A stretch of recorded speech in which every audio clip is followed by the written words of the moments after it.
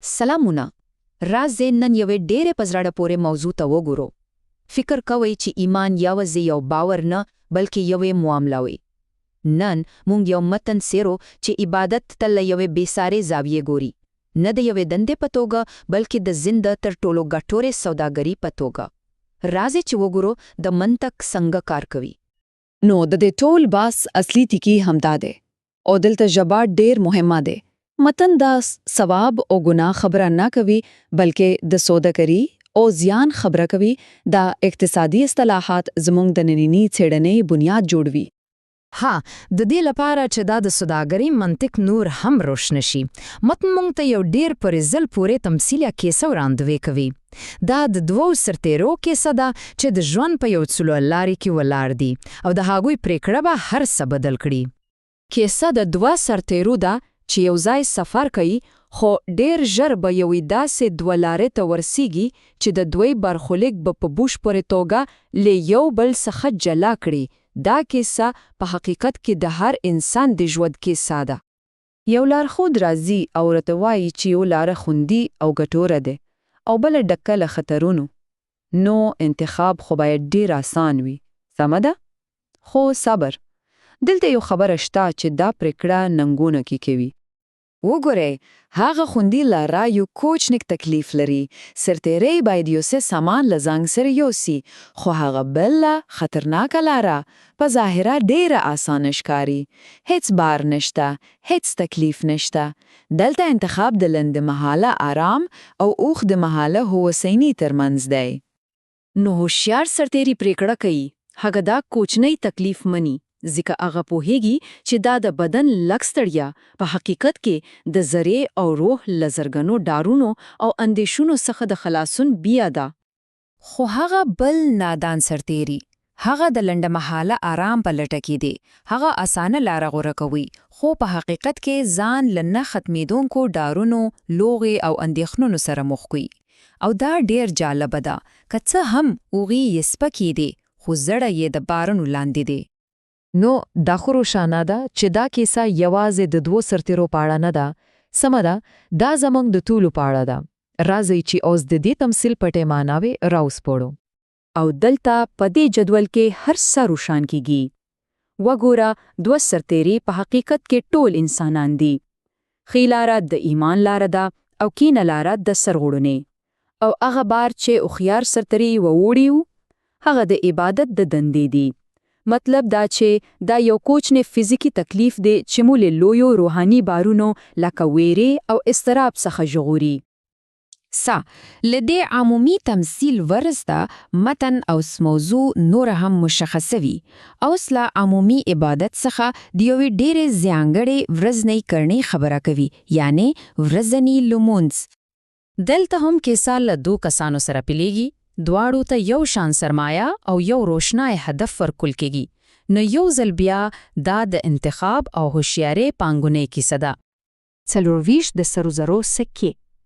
دا شمیر یاد وساتئ. دا یو ډېر مشخص شمیر دی او لکه چې څنګه چې به وروسته وګورو، دا شمیر هیڅ تصادفي نه دی. دا د دوی ټوله سرمایه ده. او لارښوونې هم ډېرې واضح دي. دا پانګې د دې لپاره دی چې د دوی د سفر او په خپل نوي خور کې د اوږدمهاله هوساینې ضمانت وکړي. اوس نو هوښیار خدمتګار څه کوي؟ هغه د خپلې پانګې یوازې یو ډېره کوچنۍ برخه کاروي، خو په داسې هوښیارۍ یې کاروي چې د هغه سرمایه له یو ځنه چندۍ کیږي. دا د پانګونې یو حیرانونکی مثال دی. خو هغه بل خدمتګار هغه کاملاً بل لار نیسي. هغه خپل تقریباً ټوله سرمایه 23 سکې په لنډمهاله خوښیو او قمار کې له منځه وړي، په بشپړه توګه یې ضایع کوي. نو اس ورسره څه پاتې دي؟ له خپلې ټولې پانګې څخه یوازې وروستي سکه.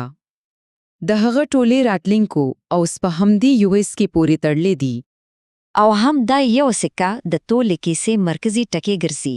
خولې. نو هوښیار خدمتګار خپل ملګری ته راځي او یو ډېره ساده محاسبه ورته وړاندې کوي. ورته وایي، واوره، دا وروستی سکه د خپل ټیکټ په لور کو. که دا کار وکړي نو 2 میاشتې په پلوغه او پیاده سفر کوي. دا یو ساده منطقي انتخاب دی. زموږ بادار مهربان دی، شاید تا وبخشي. او دلته دا چې د دې تمثيل اصلي راز راڅرګندېږي. هغه 24 کوي، هغه زمونږ د ورځې 24 ساعتونه دي. هغه منزل جنت دی. او هغه یو اورستۍ سکه، هغه یو ساعت یا حتی له هم کم وخت دی چې د لمازو لپاره پکار دی. نو د خلاصون ټیکټ یعنی لماز یوازې د ورځې 24 ساعتونه څخه یو ساعت وخت غواړي.